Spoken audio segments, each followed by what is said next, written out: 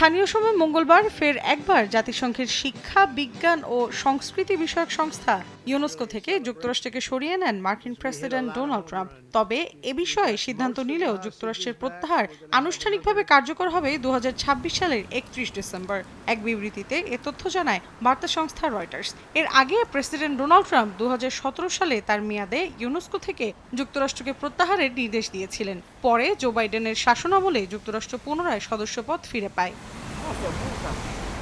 এ বিষয়ে মার্কিন পররাষ্ট্র মন্ত্রণালয় বলেছে, ইউনেস্কোতে থাকাটা যুক্তরাষ্ট্রের জাতীয় স্বার্থবিরোধী, কারণ সংস্থাটি আন্তর্জাতিক উন্নয়নের ক্ষেত্রে গ্লোবালিস্ট মতাদর্শগত এজেন্ডা অনুসরণ করে, যা আমেরিকা ফার্স্ট পররাষ্ট্র নীতির সঙ্গে যায় না।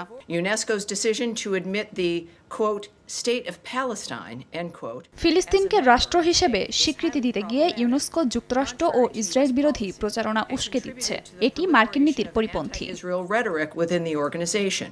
এদিকে প্রেসিডেন্টের এমন সিদ্ধান্তে ইউনেস্কোর প্রধান অড্রে আজুলি বলেছেন, ট্রাম্পের সিদ্ধান্তে তিনি মর্মাহত, কিন্তু এটি প্রত্যাশিত ছিল এবং ইউনেস্কো এর জন্য প্রস্তুত ছিল বলেও জানান তিনি। অন্যদিকে যুক্তরাষ্ট্রের সদস্যপদ প্রত্যাহারের ইস্যুতে ফরাসি প্রেসিডেন্ট ইমানুয়েল ম্যাক্রো ইউনেস্কোর প্রতি অটল সমর্থন জানান। তবে এই সিদ্ধান্তের তীব্র সমালোচনা করে ফিলিস্তিনি পররাষ্ট্র মন্ত্রণালয়, বলে ওয়াশিংটনের এই পদক্ষেপ মূলত ইসরায়েল কর্তৃক ফিলিস্তিনের সাংস্কৃতিক ও প্রত্নতাত্ত্বিক ঐতিহ্যের ওপর চালানো ধ্বংসযজ্ঞ থেকে নজর ঘোরানোর চেষ্টা মাত্র। মৌসুমী সাথী, সময় সংবাদ।